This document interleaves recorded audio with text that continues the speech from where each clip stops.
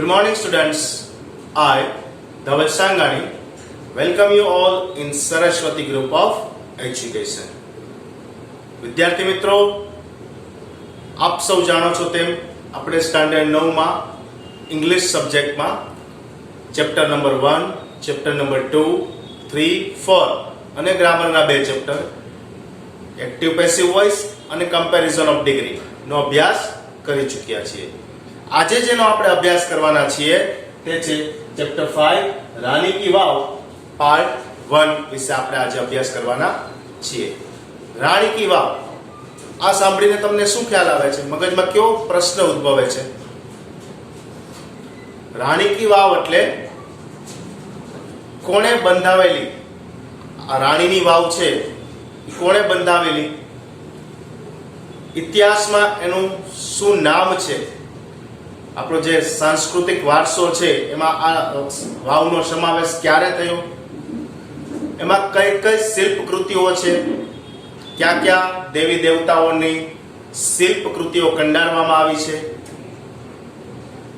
અદ્ભુત નમૂનો છે.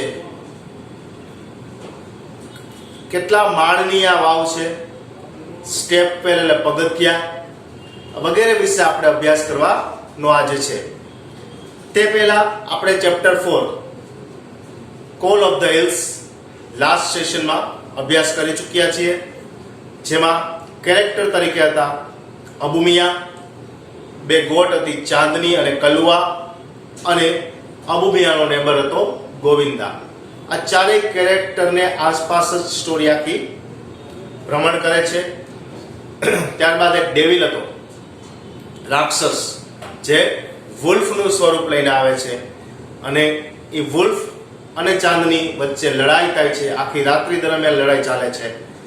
છેવટે સૂર્યના પહેલા કિરણ જ્યારે પૃથ્વી ઉપર પડે છે ત્યારે ચાંદનીનો મૃતદેહ અહીંયા પડેલો હોય છે. વૃક્ષ ઉપર બેઠેલા પક્ષીઓ ડિબેટ એટલે કે વાદ વિવાદ કરતા હોય છે, વાતચીત કરતા હોય છે, કોણ જીતું. સામાન્ય રીતે બધા એમ જ કહે છે કે વુલ્ફ, જે રાક્ષસ છે, એ જીતો, કારણ કે એ જીવિત છે અને ચાંદની મરી ગઈ છે. પણ જે એક સમજદાર વૃદ્ધ પક્ષી હતું એ કહે છે કે ચાંદનીએ પૂરેપૂરી ફાઇટ આપી. કોની સાથે? આ ડેવિલ સાથે, રાક્ષસ સાથે, ડેમોન, DEMON એટલે ડેમોન પણ કહેવાય. અને તે મૃત નથી પામી, પણ વીરગતિને પ્રાપ્ત કરી છે. એટલે ચાંદની જ ખરેખર જીતી કહેવાય. આ સ્ટોરી હતી ચેપ્ટર 4 ની. હવે આપણે જે સમજવા જઈ રહ્યા છે ચેપ્ટર 5 રાની કી વાવ. પાઠ શરૂ કરીએ તે પહેલા પૂરેપૂરી સ્ટોરીમાં જે અઘરા શબ્દો જે મને લાગે છે કે જે તમને નથી આવડી શકે એનો મેં અહીં સંગ્રહ કરેલો છે. વન બાય વન આપણે જોઈએ. એપ્રુવડ એટલે મંજૂર, સાઇટ એટલે જગ્યા, હેરિટેજ એટલે સંસ્કૃતિનો વારસો, રેકોગ્નાઇઝ એટલે માન્યતા આપવી. રેકોગ્નાઇઝ ના બે મતલબ થાય. રેકોગ્નાઇઝ એટલે ઓળખવું, બરોબર? મેં તમને રેકોગ્નાઇઝ કરી લીધા મીન્સ કે હું તમને ઓળખી ગયો. અને એક રેકોગ્નાઇઝ નો અર્થ થાય માન્યતા આપવી અથવા એપ્રુવ. માસ્ટરપીસ એટલે કલા કારીગરીનો ઉત્કૃષ્ટ નમૂનો. એક્સેપ્શનલ એટલે અસાધારણ. ટેકનોલોજીકલ તંત્ર જ્ઞાનને લગતું. ડેવલપમેન્ટ એટલે વિકાસ. ફરીવાર જોઈ લઈએ. એપ્રુવડ એટલે મંજૂર, સાઇટ એટલે જગ્યા, હેરિટેજ એટલે સંસ્કૃતિનો વારસો, રેકોગ્નાઇઝ એટલે માન્યતા આપવી, માસ્ટરપીસ એટલે કલા કારીગરીનો ઉત્કૃષ્ટ નમૂનો, એક્સેપ્શનલ અસાધારણ, ટેકનોલોજીકલ એટલે તંત્ર જ્ઞાનને લગતું, ડેવલપમેન્ટ એટલે વિકાસ. ત્યારબાદ આગળ જોઈએ. યુટિલાઇઝ એટલે ઉપયોગ કરવો, કોઈ વસ્તુનો ઉપયોગ કરવો. રિસોર્સ એટલે સંપત્તિ અથવા સંગ્રહ. રિસોર્સ અલગ અલગ સોર્સ હોય. સોર્સ એટલે સ્ત્રોત, બરાબર? સોર્સ એટલે સ્ત્રોત. આપણે ફોર એક્ઝામ્પલ કહીએ કે ઉર્જાના અલગ અલગ સ્ત્રોતો હોય છે ઉર્જા મેળવવાના. સૂર્યમાંથી પણ આપણને ઉર્જા મળે, હવામાંથી પણ મળે છે ઉર્જા. તો એ સ્ત્રોત છે. પણ આ રિસોર્સ એટલે સંપત્તિ અથવા સંગ્રહ. ભેગું કરવું, એકઠું કરવું. સ્ટ્રક્ચર એટલે રચના અથવા બાંધકામ. યુનિક, અજોડ, એના જેવું બીજું કોઈ ન હોય એને કહેવાય અજોડ.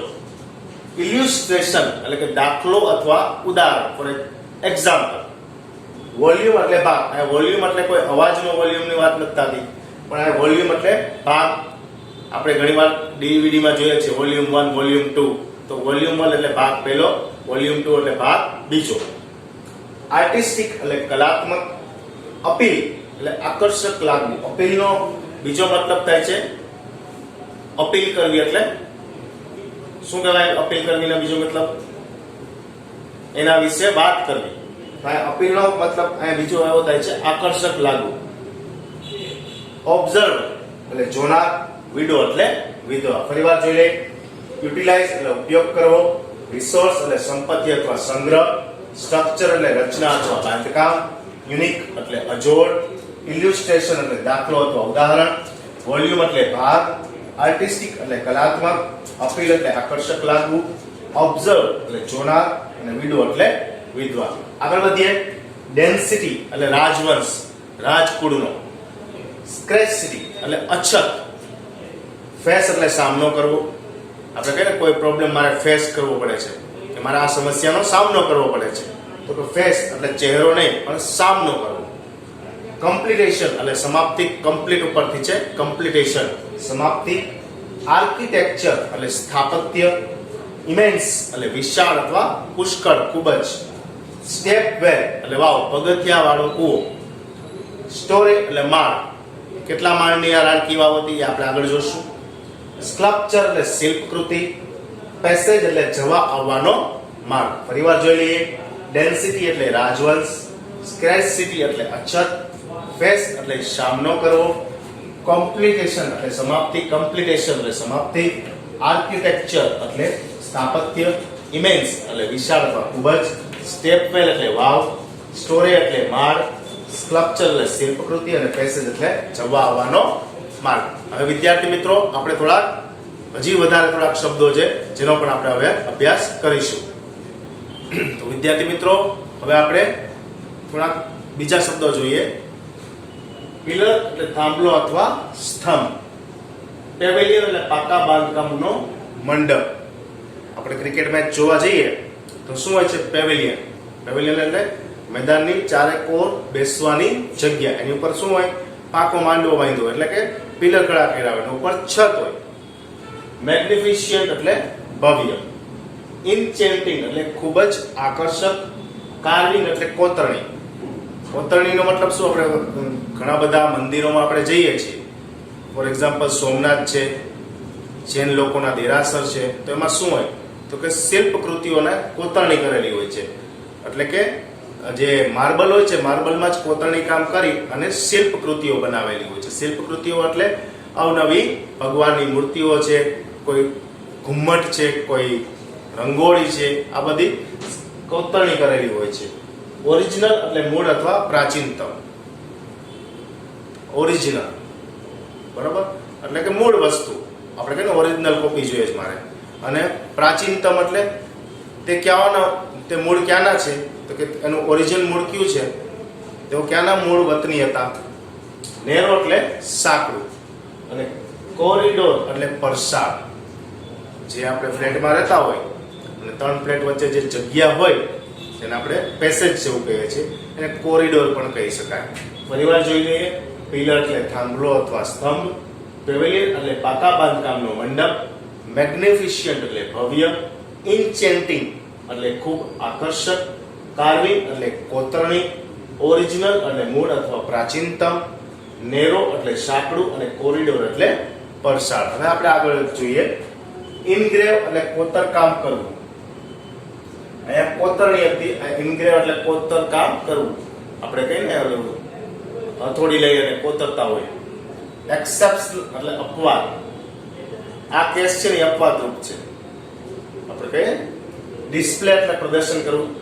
ઘણા બધા મોલમાં આપણે મોટા મોટા શોરૂમમાં હોય, ફોર એક્ઝામ્પલ આભૂષણના શોરૂમમાં જાય જ્વેલર્સના, તો એના શોકેસમાં અલગ અલગ આભૂષણનું ડિસ્પ્લે હોય. બંગડી છે, ચેન છે, વીંટી છે, બુટી છે, આ બધુંનું ડિસ્પ્લે બતાવતું હોય. મીન્સ મોબાઈલની દુકાનમાં મોબાઈલના પીસનું ડિસ્પ્લે હોય. ડમી પીસ પણ હોઈ શકે. સ્પ્લેન્ડિડ એટલે ભવ્ય. માર્વલ ઉપરથી ચિહ્ન માર્વલસ, શ્રેષ્ઠ વસ્તુ. સોલિન એટલે કે ખાસ, ફક્ત. ડેડિકેટ એટલે અર્પણ કરવું. ડેડિકેટ એટલે અર્પણ કરવું મીન્સ કે એને સમર્પિત કરવું. શેપ એટલે આકાર અથવા રૂપ. પરિવાર જોઈ લઈએ. ઇન્ગ્રેવ એટલે કોતરકામ કરવું, એક્સેપ્શન એટલે અપવાદ, ડિસ્પ્લે એટલે પ્રદર્શન કરવું, સ્પ્લેન્ડિડ એટલે ભવ્ય, માર્વલ એટલે શ્રેષ્ઠ વસ્તુ, સોલિલી એટલે ખાસ અથવા ફક્ત, ડેડિકેટ એટલે અર્પણ કરવું, એને સમર્પિત કરવું, શેપ એટલે આકાર અથવા રૂપ. પોસ્ચર અંગ સ્થિતિ, મુદ્રા, આકૃતિનું પોસ્ચર કેવું છે, એની મુદ્રા કેવી છે. રેરલી એટલે કે ભાગ્યે જ જોવા મળતું, બરાબર. સ્વર્ડ એટલે તલવાર અને શીલ્ડ એટલે ઢાલ. બીટ એટલે માળાનો મણકો અથવા પારો, આપણે જે ભગવાનનું નામ લેવા માટે પારો ફેરવીએ ને એ. સ્ટર્ન એટલે કઠોર.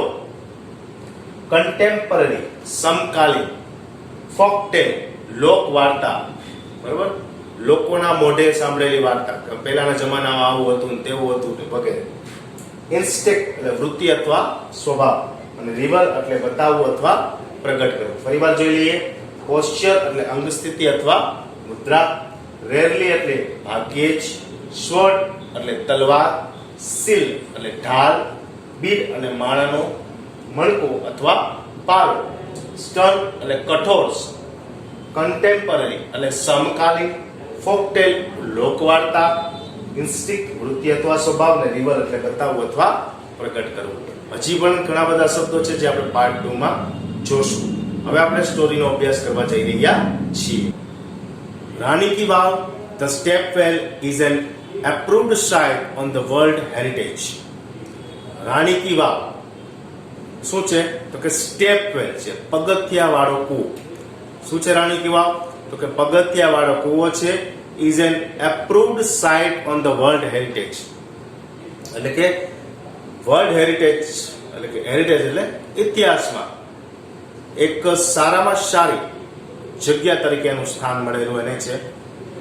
It was declared by the world heritage committee. કઈ છે કમિટીનું નામ? UNESCO. UNESCO has recognized this masterpiece as an exceptional example of water management system. UNESCO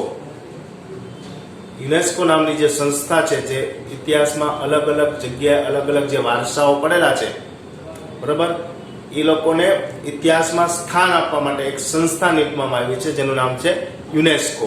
યુનેસ્કોએ એને માન્યતા આપી. રિકોગ્નાઇઝ એટલે અહીં ઓળખવું નથી થતું, અહીં રિકોગ્નાઇઝ તો મતલબ થાય છે માન્યતા આપી. યુનેસ્કોએ એને માન્યતા આપી masterpiece as an exceptional example. કેવું એક્ઝામ્પલ છે? એક્સેપ્શનલ એક્ઝામ્પલ, ઉત્તમ ઉદાહરણ છે. કેનું? વોટર મેનેજમેન્ટ સિસ્ટમ, પાણીનો સંગ્રહ કઈ રીતે કરવો, બરોબર, એનું ઉત્તમ ઉદાહરણ છે Rani ki Vav. It is wonderful sample of technological development for utilizing groundwater resources in a single structure. It is a wonderful sample of technological. Wonderful એટલે ભવ્ય, sample એટલે નમૂનો. એક ભવ્ય નમૂનો છે. શેનો નમૂનો છે તો કે ટેકનોલોજીકલ ડેવલપમેન્ટ, વિજ્ઞાનને લગતું, બરોબર, તંત્રને લગતું જે ડેવલપમેન્ટ છે, વિકાસ છે, એને લગતો યુટિલાઇઝેશન ગ્રાઉન્ડ વોટર. યુટિલાઇઝેશન એટલે ઉપયોગ, ને ગ્રાઉન્ડ વોટર એટલે જમીનમાં રહેલું જે પાણી છે એનો ઉપયોગ છે. Resources in a single structure, અને જે સંગ્રહ કરવાનો છે એ એક જ સ્ટ્રક્ચરમાં, એક જ બાંધકામ નીચે એનો જથ્થો જે પાણીનો એ સંગ્રહ થઈ જાય, એનું એક ઉત્તમ ઉદાહરણ છે રાણી કી વાવ.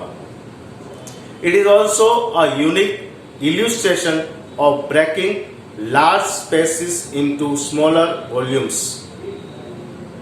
It is also a unique, એક અજોડ છે, illustration of breaking large space into small volumes.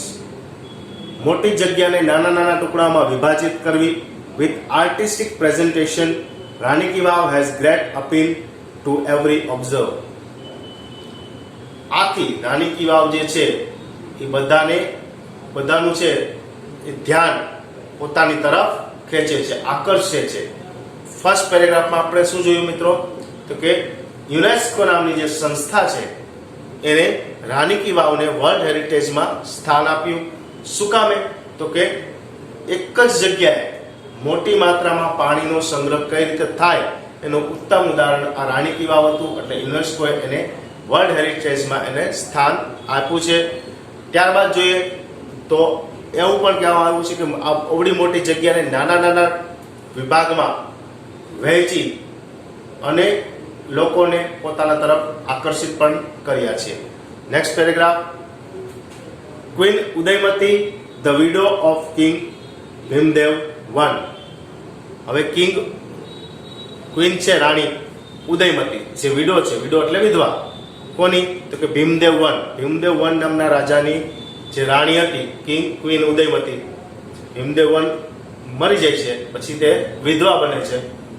એટલે queen Udayamati widow of king Bhimdev one constructed this vow between 1922 and 163 AD. 1022 થી 1063 ના સમયગાળા દરમિયાન આ વાવનું કન્સ્ટ્રક્શન એટલે બાંધકામ છે ક્વીન રાણી ઉદયમતીએ કરાવેલું છે. Rani ki Vav has become one of the most popular place to visit in Gujarat. ગુજરાતમાં જો કોઈ જોવા લાગે સ્થળ હોય, પોપ્યુલર પસંદિત સ્થળ હોય, તો એમાંનું એક છે Rani ki Vav. King Bhimdev one belong to the Solanki density એટલે રાજવંશ. ભીમદેવ વન મૂળ ક્યાંનો હતો? તો કે સોલંકી રાજા હતો. ઓફ આહિલવાડ પાટણ, ક્યાંનો હતો? આહિલવાડ જે આવેલું છે પાટણમાં, ત્યાંનો. After the death, Udaymati took up the project for solving the problem of water scarcity faced by the people of Patan. Bhimdev વને આ કન્સ્ટ્રક્શન છે એ ચાલુ કરાવી દીધું હતું, પણ કોઈ કારણોસર ભીમદેવ વન એક્સપાયર થઈ જાય છે, મૃત પામે છે. ત્યારબાદ રાણી છે એ આ પ્રોજેક્ટને એટલે કે આજે વાવ બાંધકામ કરવાનું જે આયોજન છે એને પોતાના હાથમાં લે છે. શું કામે? કે પાટણના લોકો સામનો કરી રહ્યા હોય છે, ફેસ કરી રહ્યા છે શેનો? વોટર પ્રોબ્લેમ, વોટર સ્કેરિટી એટલે કે પાણીની અછતનો સામનો કરી રહ્યા હોય છે. એટલે ક્વીન ઉદયમતી છે એ ભીમદેવ વનનો જે પ્રોજેક્ટ છે એ પૂરો કરવાનું પોતાના માથે લે છે અથવા હાથમાં લે છે. Unfortunately the queen also died before the completion of the structure. હવે અનફોર્ચ્યુનેટલી, કમનસીબે એવું બને છે કે આ પ્રોજેક્ટ જે છે વાવ બાંધવાનો એ પૂર્ણ થાય તે પહેલા જ રાણી પણ મૃત્યુ પામે છે. ભીમદેવ વન તો મૃત્યુ પામે છે, ત્યારબાદ રાણી હાથમાં લે છે એનું કામ ઉદયમતી. પણ આ કામ પૂરું થાય એ પહેલા ઉદયમતી પણ મૃત્યુ પામે છે. In the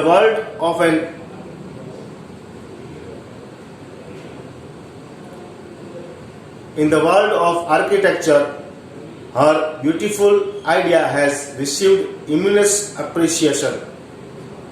In the world of architecture, આ કલાની દુનિયામાં, કલાકૃતિની દુનિયામાં, her beautiful idea has received immense એટલે કે પુષ્કળ એપ્રિસિએશન એટલે પ્રશંસા. ક્વીન ઉદયમતીની જે સ્વપ્ન હતું રાણી કી વાવનું, એનો જે વિચાર હતો કે એક જ જગ્યાની નીચે પાણીનો મોટા પ્રમાણમાં જથ્થો સંગ્રહ થાય, એ જે આઈડિયા, એ વિચાર હતો, એને આખી દુનિયામાં ખૂબ જ પ્રોત્સાહન મળ્યું, પ્રશંસા મળી. Next paragraph. Queen's stepwell or Rani ki Vav is a 7-stored structure. હવે એનું બીજું નામ છે ક્વીન વાવ અથવા ક્વીન સ્ટેપવેલ, રાણીની વાવ. ક્વીન એટલે રાણી ગુજરાતીમાં, એટલે queen stepwell or Rani ki Vav is a 7-storied structure, 7 માળનું સ્ટ્રક્ચર એટલે કે બાંધકામ છે. This east facing stepwell is 64 meters long, 20 meters wide and 27 meters deep. The east facing, east એટલે પૂર્વ તરફનું મોઢું છે. આ વાવનું મોઢું કઈ તરફનું છે? પૂર્વ તરફનું. એ કેટલું છે? તો કે 64 મીટર લાંબી, 20 મીટર પહોળી અને 27 મીટર ઊંડી છે. Each sculpture, passage, pillar and pavilion in this magnificent structure has enchanting carvings. Each sculpture, દરેક કલાકૃતિ, પેસેજ એટલે પરસાળ, પિલર એટલે સ્તંભ અને પેવિલિયન એટલે મંડપમાં શું છે તો કે મેગ્નિફિશન્ટ સ્ટ્રક્ચર હેઝ એન ઇન્ચેન્ટિંગ એટલે ખૂબ જ આકર્ષક છે. શું ખૂબ જ આકર્ષક છે? કાર્વિંગ્સ એટલે કોતરણી. પછી આ વાવનું પેસેજ હોય, પેવેલિયન હોય, પિલર હોય, દરેકમાં શું છે તો કે અદ્ભુત કલાકારીની કોતરણી છે. On its side walls there are around 800 sculptures. એની જે આજુબાજુની દિવાલો છે એમાં લગભગ 800 શિલ્પકૃતિઓ મુકાયેલી છે, કોતરાયેલી છે. વિદ્યાર્થી મિત્રો, અહીં સુધી આપણે આ લેસન રાખશું. નેક્સ્ટ પાર્ટમાં રાણી કી વાવ વિશે આપણે વધારે અભ્યાસ કરીશું. કઈ કઈ મૂર્તિઓ એમાં સ્થાપિત થયેલી છે અને પ્રવાસીઓને તે શા માટે આકર્ષે છે. તે પહેલા ફરીવાર આપણે એક રિપીટ કરી લઈએ કે ભીમદેવ વન હતો અને એની જે રાણી હતી ઉદયમતી, એનું સ્વપ્ન હતું કે પાટણના લોકો જે પાણીની અછતનો સામનો કરી રહ્યા છે એ અછતનો સામનો ન કરવો પડે અને વરસાદનું પાણી છે એનો એક જ જગ્યાએ મોટી માત્રામાં જથ્થો સંગ્રહિત થાય એ માટે ઉદયમતીએ સ્ટેપ વેલ એટલે કે રાણી કી વાવનું નિર્માણ કરવાનું શરૂ કર્યું. નિર્માણ છે એ વર્ષ 1022 થી 1063 ની વચ્ચે થયું. એ પહેલા ભીમદેવ વન એક્સપાયર થઈ જાય છે, ત્યારબાદ એ પ્રોજેક્ટ છે ઉદયમતી હાથમાં લે છે. કમનસીબે ઉદયમતી પણ આ પ્રોજેક્ટ પૂરો થાય પહેલા મૃત્યુ પામે છે. આખા વિશ્વમાં ઉદયમતીના આ આઈડિયા, આ વિચારની પ્રશંસા થાય છે. આ રાણી કી વાવ 7 માળની છે અને દરેક માળ, દરેક પેસેજ, દરેક થાંભલામાં અલગ ઉત્તમ કોતરણીના નમૂના રહેલા છે. આ વાવ છે એ 64 મીટર લાંબી, 20 મીટર પહોળી અને 27 મીટર ઊંડી છે. વિદ્યાર્થી મિત્રો, હું આશા રાખું છું કે તમને આ લેક્ચર બરોબર સમજાઈ ગયો હશે. આ સેશનના અંતે વર્કશીટ મોકલવામાં આવશે જે તમારે તમારી HW માં લખવાની રહેશે. Thank you.